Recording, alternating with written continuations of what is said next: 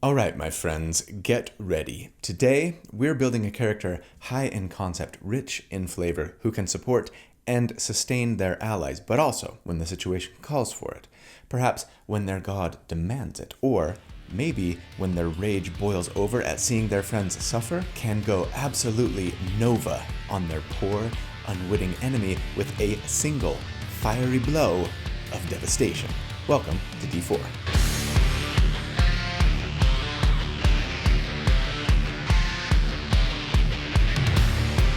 Hey everybody, so here at D4, I like to do character builds for my favorite role-playing games. I like to crunch numbers about them, I like to theorycraft about them, not so that I can tell you the right or the best way to play a character, but to explore one potential way to build something in the hopes of creating a character that is both powerful, yes, but also fun to play. So if you also enjoy creating characters for your favorite role-playing games, or if you just enjoy theory crafting, or if you're looking for tips or ideas on how to build something you're thinking about playing, then welcome home.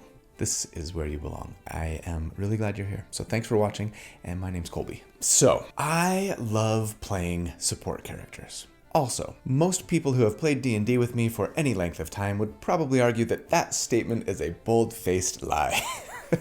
But it's not. It's just that there's a big difference between how a lot of people define what playing a support character actually looks like in game, right? A lot of people, including a lot of my friends that I've played D&D with, think that you stand at the back in the battle just buffing and healing all the time. Those people spent way too much time playing World of Warcraft. Because as far as I'm concerned, that is not the best way to play support characters in D&D.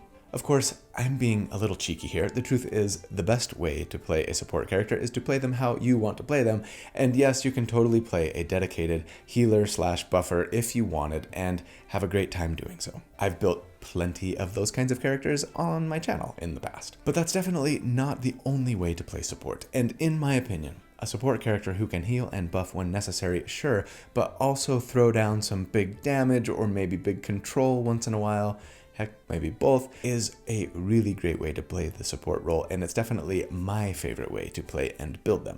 And that is what we're going to be building today.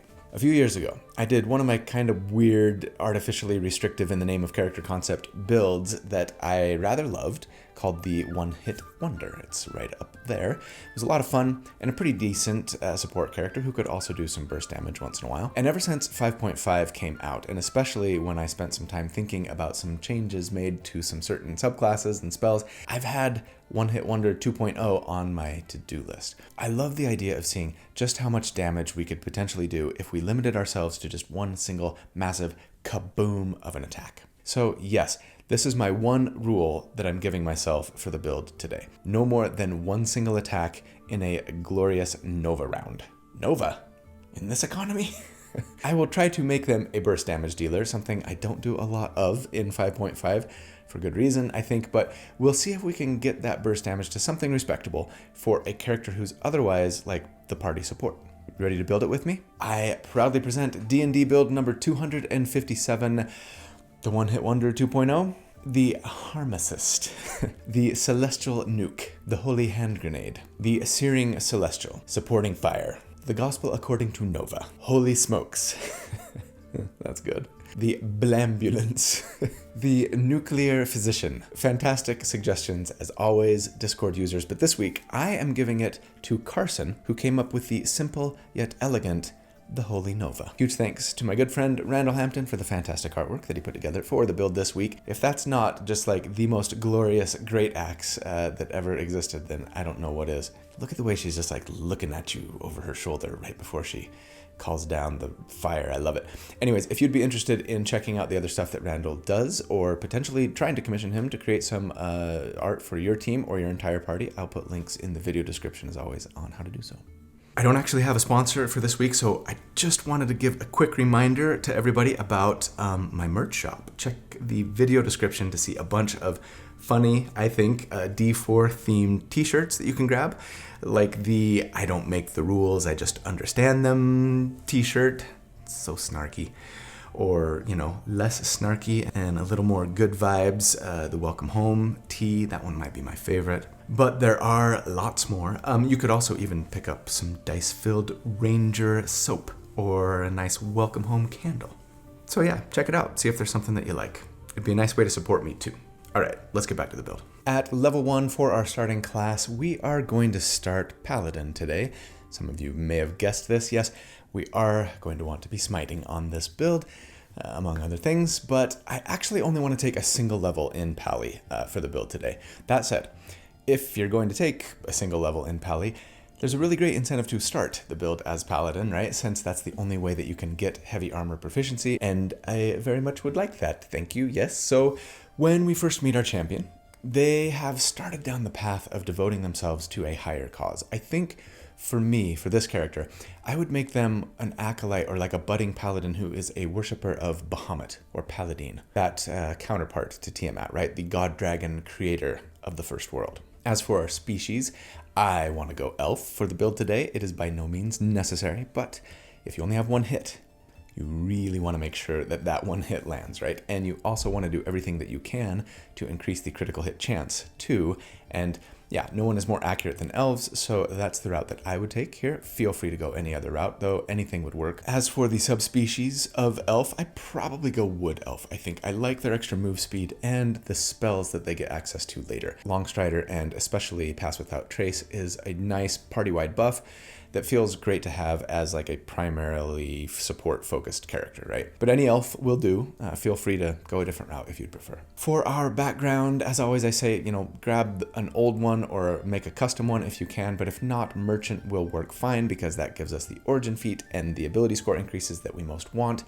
For the origin feat, yes, I'm gonna get lucky as I so often do. I gotta think of a new way to say that, don't I? Again, the feat's not required, but if you wanted to go a different route, then I'd almost definitely take a different species, since as an elf, we're really gonna want that advantage on our attack when we need it, right? For our ability scores, I assume we go the point buy method as always and say, let's start with a 15 charisma, take a +2 there, a 15 constitution and a +1 there, and then a 15 strength. We need at least 13 to multi-class Paladin, and we need at least a 15 to not be slowed down when wearing plate armor, right? So to me, it just makes the most sense to kind of go all in here. For our starting equipment, we're gonna start with some chainmail, and then either a maul greatsword or great axe, or a shield and like your favorite D8 weapon. The damage from using a D8 weapon won't actually be that much less than, from using a heavy two-hander. The vast majority of the build, well, really for the whole build, most of the damage that we do with our one hit is going to come from things other than our weapon. So if you'd rather go with a shield and a D8 one-hander, you absolutely should. That +2 to AC, more when you get a magical shield maybe, right, is nothing to sneeze at. I'm going to assume we're going with a 2d6 two-handed weapon in the name of exploring what's possible damage-wise, as I often do, but feel free to make a different choice in the name of survivability, and know that the damage difference will be very small. As a Paladin 1, though, we get weapon masteries first up, right? So we get to learn 2 of them, and yeah, I'd go with either the maul to potentially topple enemies prone on a hit, or a greatsword to still do a little graze damage if we miss. That's kind of nice if we're only making one attack, right? Or actually, though, my favorite here would probably be, the great axe, so that you can cleave. I'm not going to assume we're cleaving when I crunch numbers, because I'm kind of trying to make this all about one single attack, right? And cleave technically has you making a second attack against a nearby enemy, right? But there's one other thing that I'm planning on doing that will do damage to a second nearby enemy with this build, and so piling on to that, and heck, maybe just flavoring it like your big massive blow just hit your target so hard that the enemy standing next to them couldn't help but take a little like secondary damage, right? Just because they were standing too close to the explosive strike. If you're going with a one-handed setup, though, I'd probably favor a sap weapon to give your target disadvantage on their next attack. Seems like a very supporty thing to do, so that would be a flail, longsword, morningstar, or warpick. Lots of fun and flavorful options there for sap. We also, as a paladin, get lay on hands at this level. Speaking of supporty things, right? This gives us 5 lay on hands points per paladin level. We're only going to get 5 of them today, but we can spend those with a bonus action to heal 1 hit point per point spent, or we could blow all 5 of them to cure the poisoned condition, right? Very solid and efficient heal option, even with just like a single paladin level, and I love it. Finally, we get spells here, and while there are plenty of good ones to consider, the 2 that I feel like we kind of have to have for this build are Searing Smite and Bless.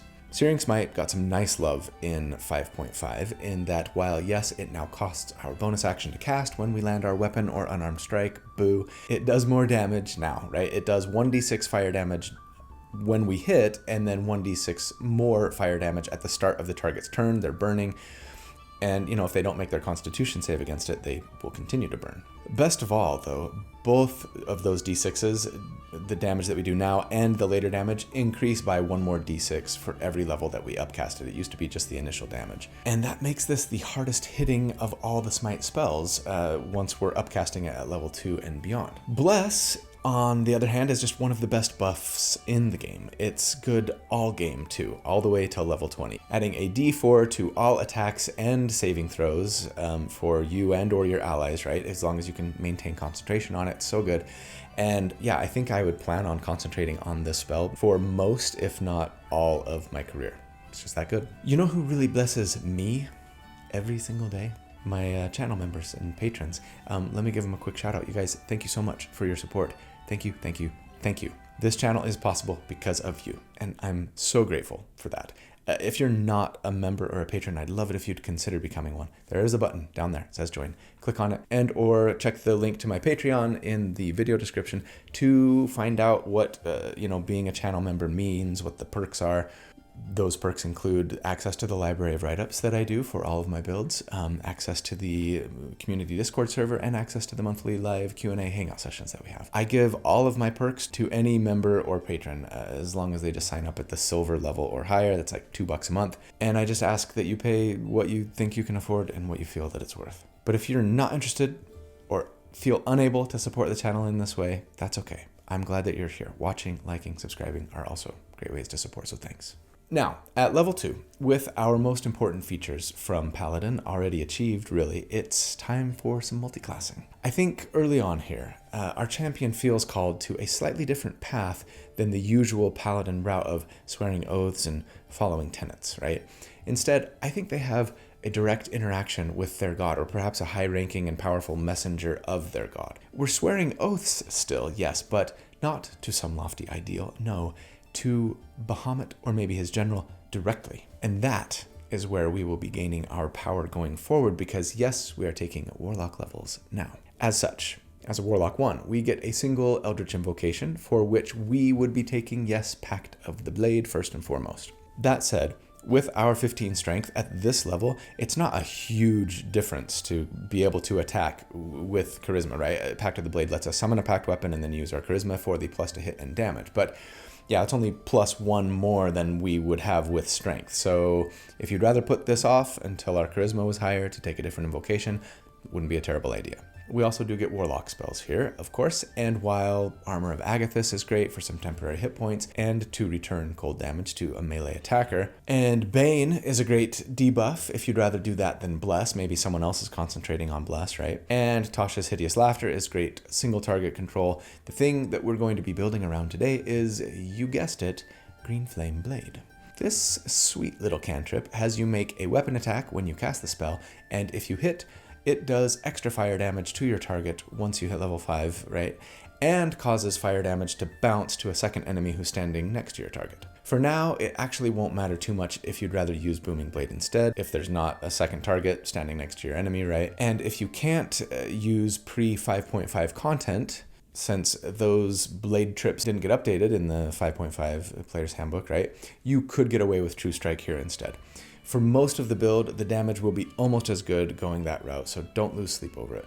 It might be nice to have both True Strike and Green Flame Blade regardless, since more enemies are resistant and immune to fire damage than they are to True Strike's radiant damage, right? Right. At level 3, we would be a Warlock 2, and that means we get 2 more invocations, so wonderful. And I would want to take Eldritch Mind first off, so that we can have advantage on concentration checks, right?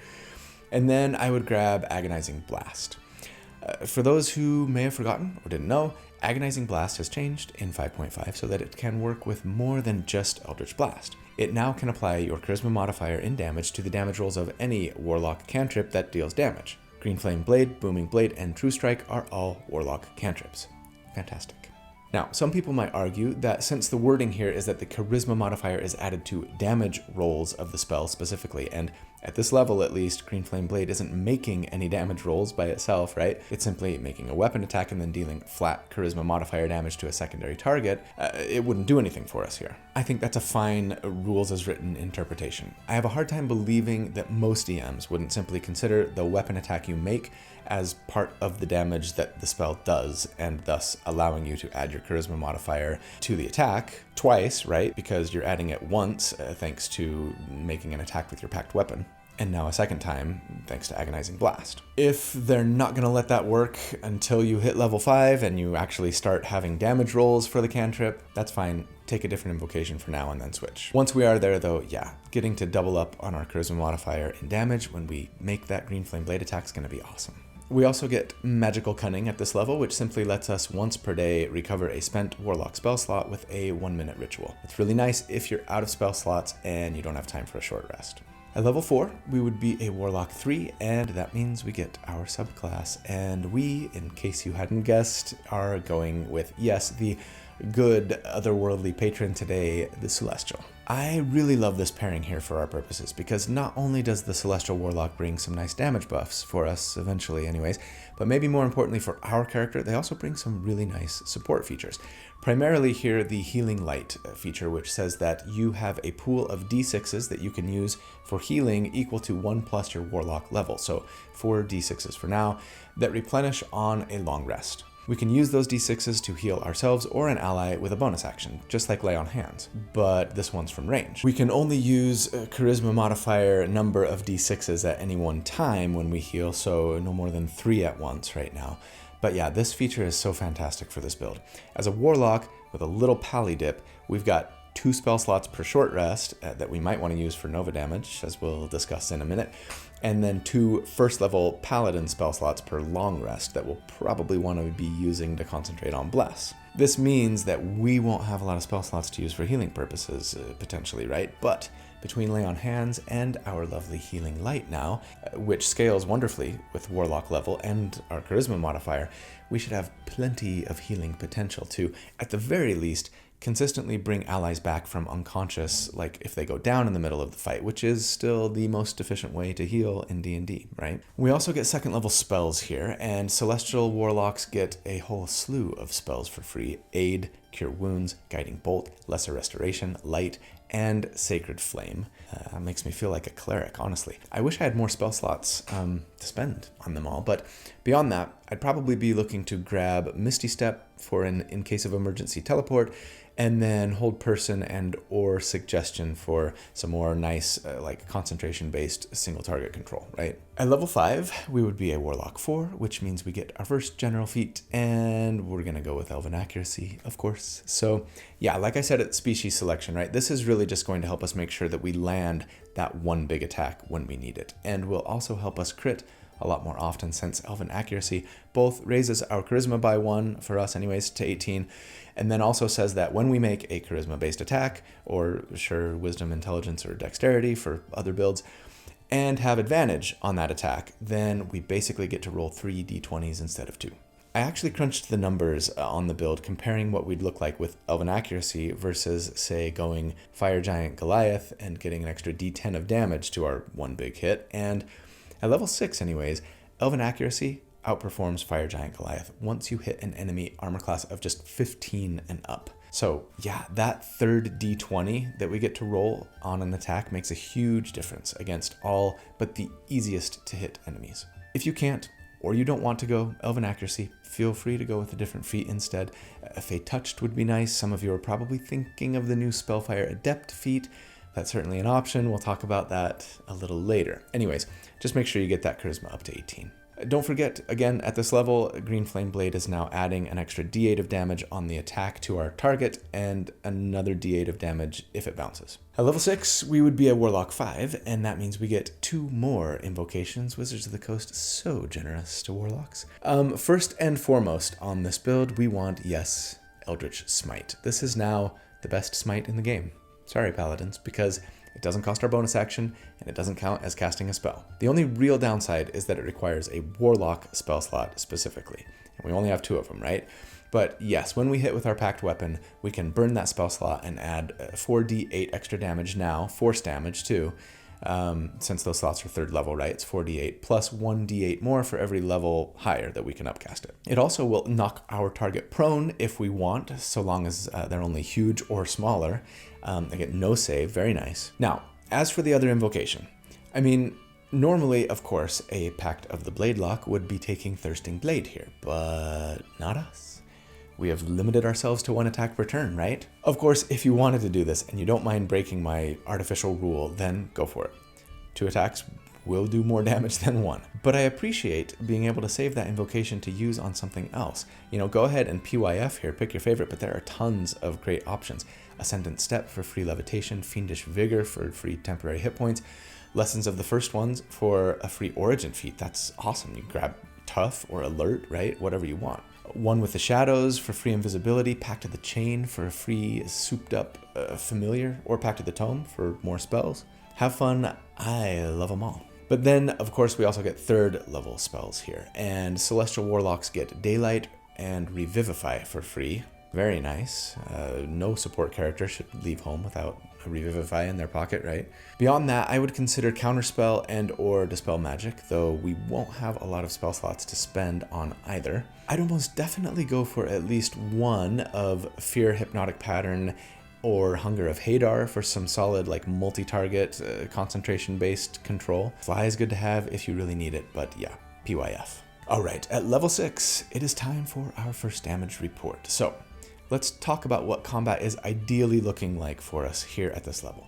On round 1, I'm going to assume that we're casting Bless with our action. Again, I think of this character as like support first, Nova damage second. And while going Nova right on round 1 is often a great idea, I'm fine with setting our party up for success before anything and then like seeing which target is most important to eliminate on round 2, right? And yeah, I'll assume that when we do go Nova on round 2 that we've got Bless on ourselves, though you might have a party with more than 3 allies and decide to use it on just your other party members, and that's fine. With our Elven Accuracy, honestly, an extra D4 to hit is barely gonna move the needle damage-wise. And of course, you might want to concentrate on Tasha's Hideous Laughter on round 1 instead, or sure, if the situation calls for it, Fear or Hypnotic Pattern, right? I'm assuming we're sort of the primary support here and that someone else is potentially handling crowd control if your party wants to prioritize that, right?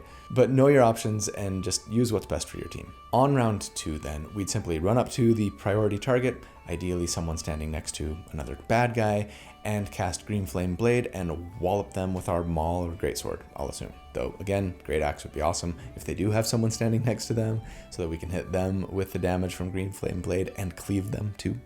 I won't assume that's what we're doing. We'll burn a luck point for our attack to get advantage so we can roll 3 d20s, and if we hit, we will add a 3rd level Eldritch Smite and a 3rd level Searing Smite to the same attack, right? Using our bonus action for the Searing Smite. The attack's going to do 2d6 from our weapon, plus 4 for Charisma, plus 1d8 from Green Flame Blade, plus 4d8 from Eldritch Blast, plus 6d6 from Searing Smite, assuming we only get 1 round of burning damage from the enemy's turn, plus 4 more from Agonizing Blast, plus another 1d8 plus 4 to a secondary target. Yeah, I'll assume we've got another enemy standing next to our primary target, but if you don't, it's fine. It's just a little bit less total damage. Altogether, though, this would be 8d6 plus 6d8 plus 12 on that one hit. Here's hoping you crit. You got about a 14% chance to do so, so it'll happen fairly often. But anyways, under all of those assumptions here, against an enemy with a 10 armor class, we would on average do 75 damage.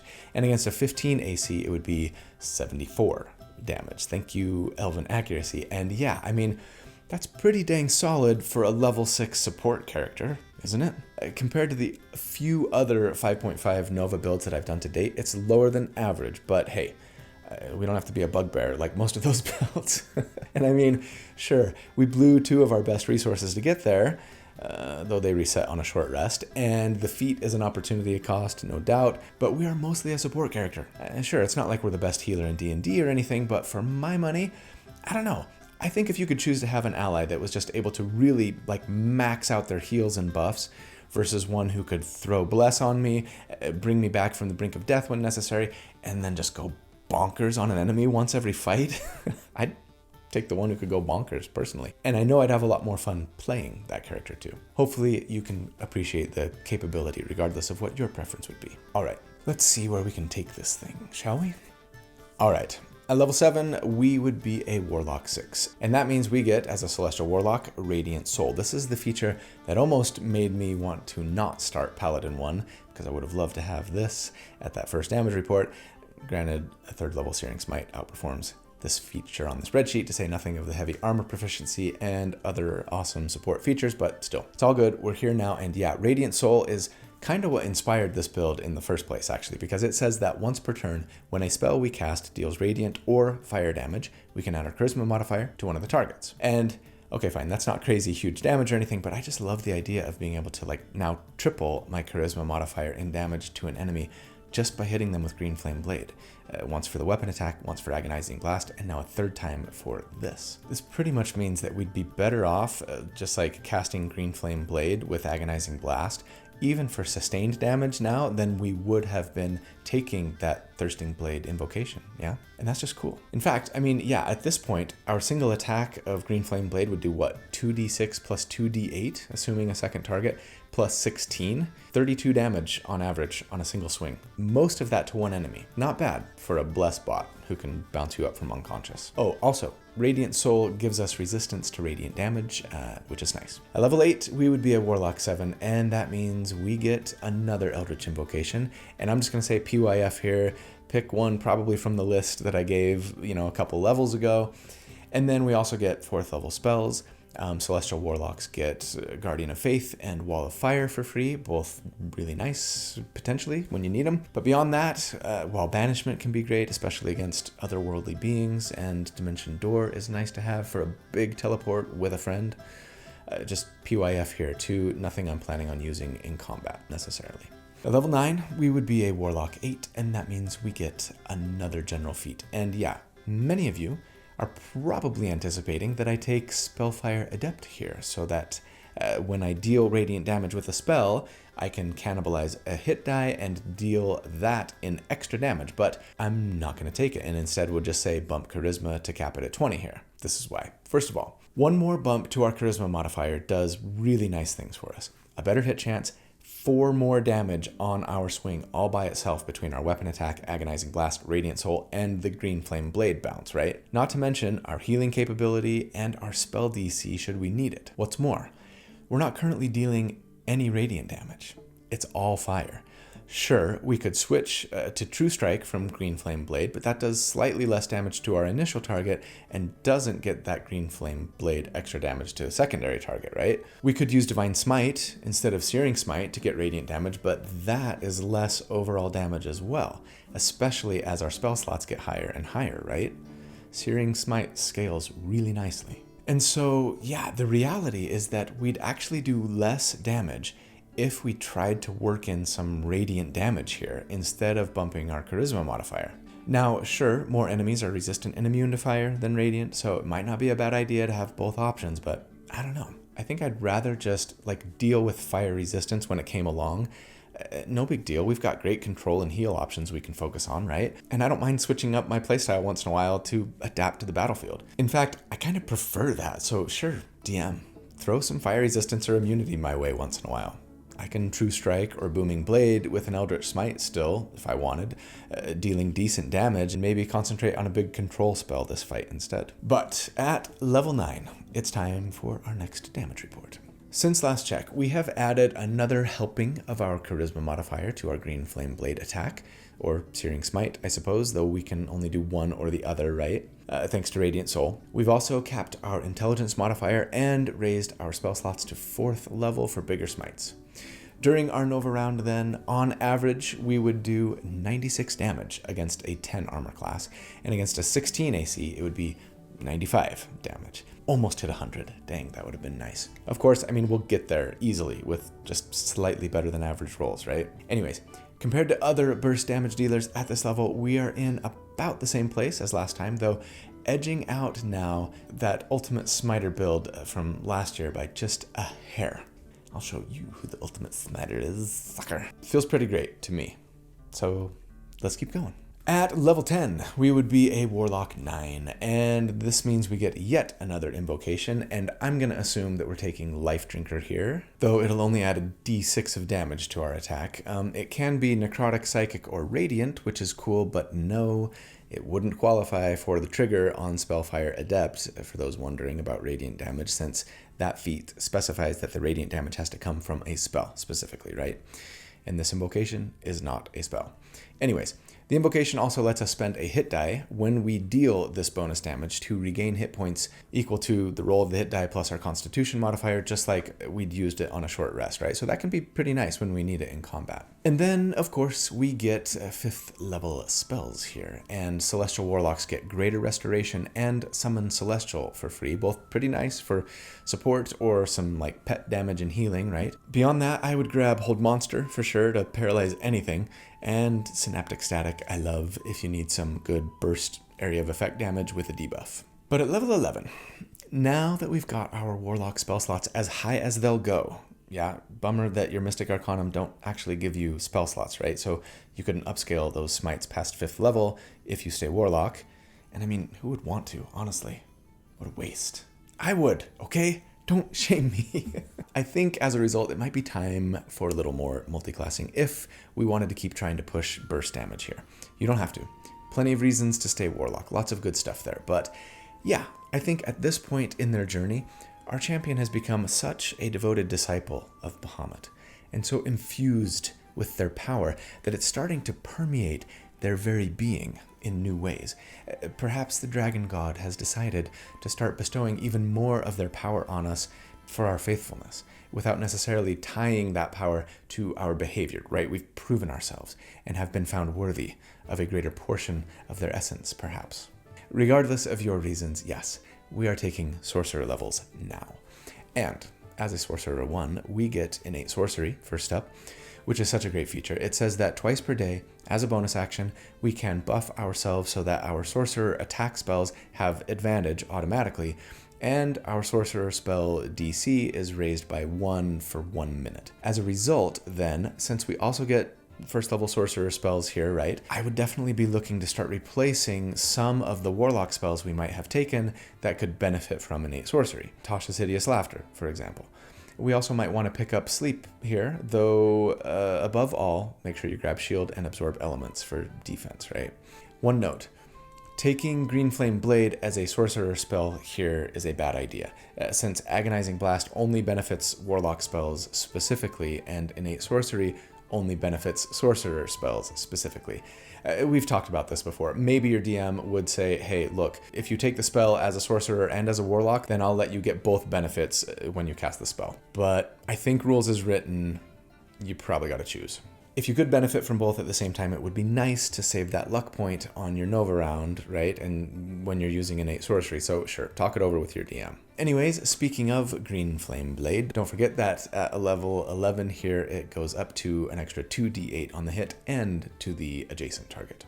At level 12, we would be a Sorcerer 2. That means we get Font of Magic, our sorcery points. We get 1 per sorcerer level that we can use to create more spell slots. Or, sure, we could cannibalize spell slots to create more sorcery points. Yes, even Warlock spell slots if we wanted. Or, sure, use them for meta magic. We get 2 meta magic options here to enhance our spell casting. There are a lot of great options, and I'm not sure that I would actually take Quicken Spell here as one of them, if you can believe it. I know, first time for everything. Quicken Spell is great, but in our case, we need that bonus action for Searing Smite during our Nova round, so it doesn't do that much for us. At least not during the burst damage round, right? Might be nice on other rounds to, say, cast Bless and then Quicken Green Flame Blade so that we can get a little extra damage in on round 1 or something. I would also definitely consider Careful Spell so that our AoE spells, Synaptic Static, Hypnotic Pattern, etc. don't impact allies. Transmuted Spell is worth considering if we want to keep using all of these fire things but want to avoid fire resistance or immunity, or sure, Twin Spell would be nice for, say, Hold Monster, right? Twin Hold Monster, and now it can paralyze 2 enemies, even though we don't have a 6th level spell slot. Not bad. Anyways, the only one I would say we should absolutely get here is Seeking Spell. It simply says that if we miss an attack roll for a spell, we can spend a sorcery point to re-roll. It's hard to imagine needing this with Elven accuracy, but hey, sometimes we're just really unlucky, and sometimes we have to fight really hard to hit enemies. This would basically give us 4 d20s to hit if we needed them, and we had advantage, right? And that's just kind of awesome. At level 13, we would be a Sorcerer 3, and that means we get our Sorcerer subclass, and you know what we're taking here. We're going Draconic. Of course we are. It fits so perfectly with this character concept that I've been building around, right? Plus, it has some really nice benefits for us. First of all, Draconic Resilience is just kind of okay on this build. It gives us unarmored defense, essentially using our Charisma and Dexterity, but with our crap Dexterity and our plate armor, yeah, we don't need it. It also, though, does give us an extra hit point per Sorcerer level. It's not nothing, but it's not the main reason that we're here. That comes later. We do also get 2nd level Sorcerer spells, and, Draconic Sorcerers get Alter Self, Chromatic Orb, Command, and Dragon's Breath for free. Potentially useful, for sure. And yeah, Command, especially. You can still concentrate on Bless if you want, and do some controlling when you're not going Nova or healing. Upcast it to hit more enemies, twin it to hit even more. Pretty nice. Beyond that, though, I'd probably grab Blindness, Deafness, a solid non-concentration debuff, Mirror Image for some great survivability, Rhymes Binding Ice is some fun control, as is Web, Vortex Warp is great to move people around the battlefield, have fun with them. Alright, at level 13, it is time for our next damage report. Since last check, we actually haven't done a ton to bump our burst damage. We're kind of in this awkward spot where we weren't going to get much damage out of more Warlock levels, but our multi-classing isn't doing a lot for our damage yet either, so we've mostly been gaining some nice control, utility, and defensive potential above all. We did get our Warlock spell slots to 5th level for bigger bursts, and Green Flame Blade got a little bump, and, potentially a little increase to our hit chance from Seeking Spell, and a little bump from Life Drinker, right? An extra 1d6, but that's it. I guess you could argue that, you could now go Nova a couple of times per fight if you wanted, using your Warlock spell slots for Eldritch Smite and your Sorcerer Paladin slots for Searing Smite, right? Less damage in a single round, but a lot more total damage over 2 rounds potentially. Anyways, assuming that we're going all out on a single burst round still, against enemies with a 10 armor class here, we would do 123 damage. And against a 17 AC, it would be 123 burst damage. Yeah, with Seeking Spell, we're seriously almost never going to miss. It's pretty awesome. And hey, that's like a 25% chance to damage or so. That's actually better than I anticipated. But yeah, compared to other Nova builds to date, we are getting outpaced by all of them but the lowly straight class Assassin, that first ever 5.5 build that I did as a sneak peek into the new rules almost 2 years ago now, dang. But again, I make no apologies and feel awesome about where we're at. With our support potential and now especially control and utility and defense, we are a powerhouse. Don't you forget it. Alright, let's bring this thing home. At level 14, we would be a Sorcerer 4. That means we get another feat. And I'm gonna say, let's grab Great Weapon Master. The crap is wrong with this guy. Worst support ever, I know. You don't need to do this. It definitely feels a little funny on this one-hit wonder, no doubt. But at this level, it would add 5 damage to our Nova round. 6 here in a minute. It's not a ton, but it's not nothing. It's 2d4 more damage, right? And it would benefit us on subsequent rounds if we didn't need our action for something else. Feel free to focus on defense instead if you want. Grab Resilient Constitution or Mage Slayer, maybe even Heavy Armor Master. Especially if you've been going the one-handed weapon and shield route, of course. And, so Great Weapon Master wouldn't benefit us. But otherwise, hey, we've got the strength requirement already met. I say go for it. Yes, for fun. Hang on a minute. Some of you are thinking and saying right now. So yeah, I love it when I catch these mistakes before the video goes live, so I can put an errata right in the middle of the video. You cannot get extra damage from Great Weapon Master unless you're taking the attack action. We are not taking the attack action. We're way better off just using Green Flame Blade in our case, right? And let's be honest, you shouldn't be taking the Great Weapon Master feat on this build anyways. That was just, the gods of optimization smiting me for reaching too high, as it were. So yeah, I would go ahead and do a more defensive feat here, probably, one that I've mentioned. But regardless, it's not going to have a huge impact on the numbers. It will lower the numbers that I'm going to give in the final damage report by 6. and the tier score by just a teeny bit. The spreadsheets that I link to, right, in the video description, both for this individual build and comparing it to other Nova builds, has been corrected and updated. And yeah, this is just one more reason to just go for like the one-handed weapon and a shield, right, on this build. I mean, at that point, the difference in damage is, what, 2 on average? Okay, that's all. At level 15, we'd be a Sorcerer 5, and that means we get Sorceress Restoration, which lets us regain half our sorcery points once per day after a short rest. That's nice. And also 3rd level Sorcerer spells. Draconic Sorcerers get Fear and Fly for free, both very nice. And then, yeah, remember, with innate sorcery, we're gonna want to replace Hypnotic Pattern if we took it as a Warlock spell, and of course Grab Slow, considering how many monsters might be immune to Charm and Fear at this level especially. And Catnap, extra useful to refresh those Warlock spell slots with just a 10-minute short rest, right? Fireball's always nice. Have fun. At level 16, we would be a Sorcerer 5, and that means we finally get the feature that inspired our choice of Draconic Sorcerer, mechanically at least.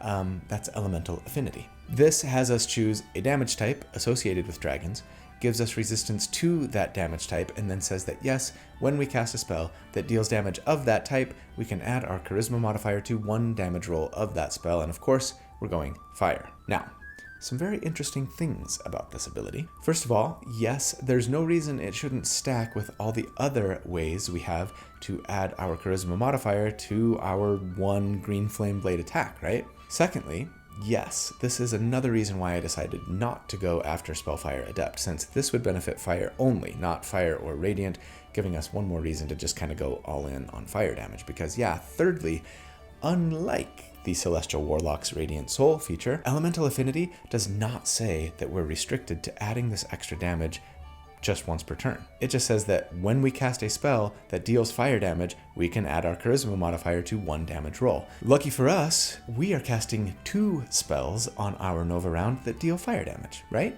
Green Flame Blade and Searing Smite. Fantastic. This then would add 5 more damage to Green Flame Blade and 5 more to Searing Smite. I love it. All right, finally for us, at level 17, we would be a Sorcerer 7, and that means we get Sorcery Incarnate, which lets us spend 2 sorcery points to use innate sorcery if we're out of innate sorcery uses, and also says that while innate sorcery is active, we can use up to 2 meta magic options on each spell we cast, which can be a lot of fun. And then there are the 4th level sorcerer spells.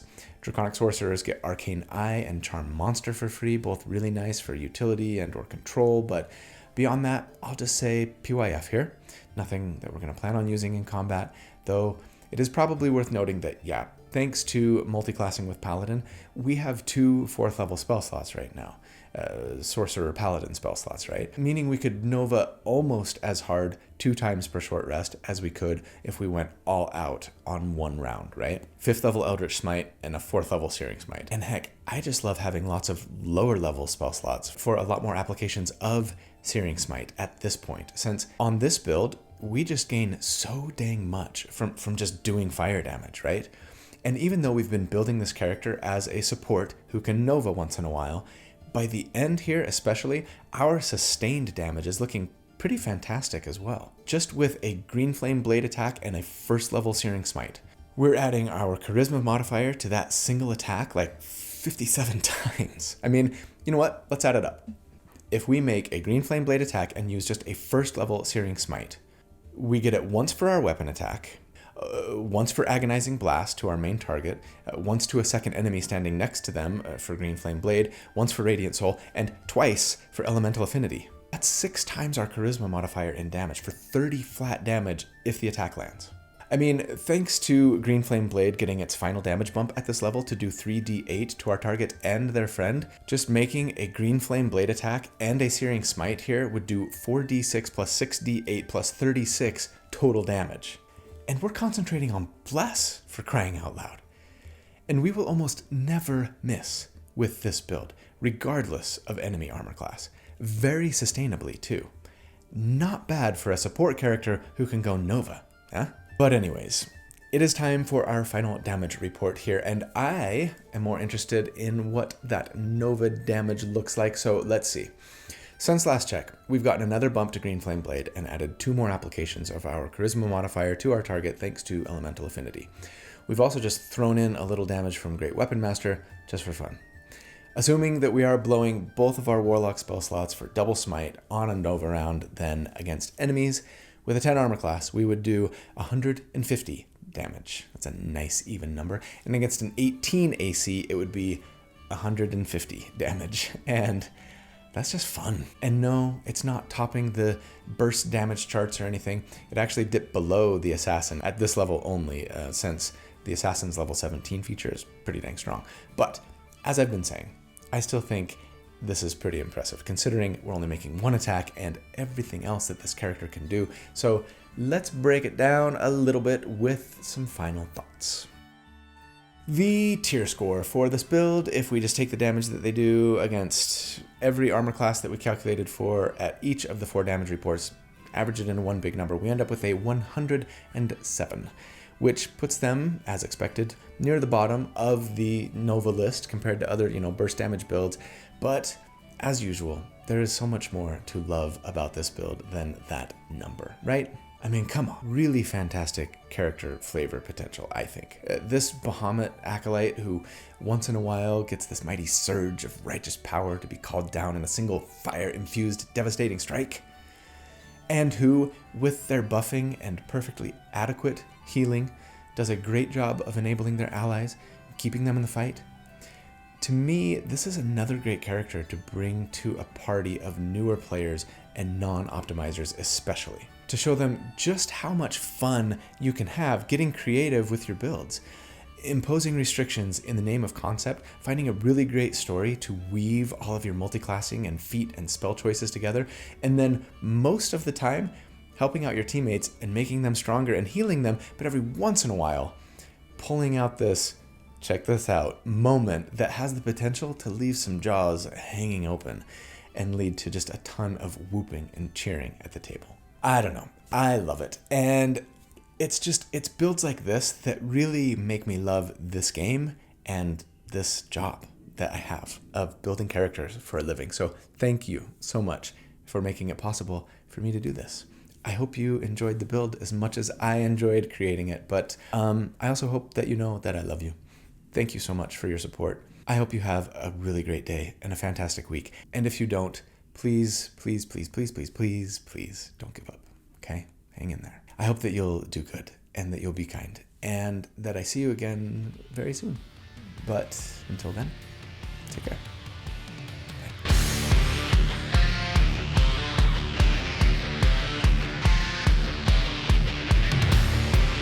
And there's things I'd like to do that you don't believe in.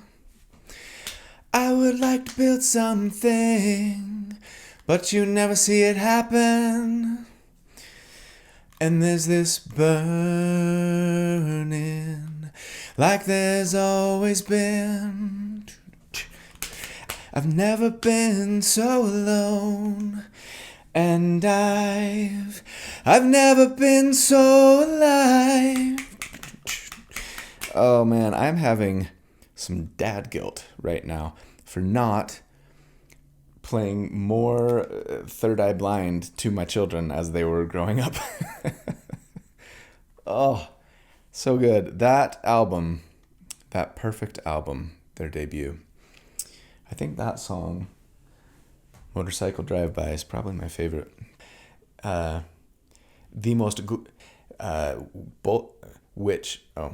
Pretty much means that we'd be better off casting Agonizing Blow. Hey Siri, put yourself in airplane mode at 11. We did get a 5th level spell slot. We did get our spell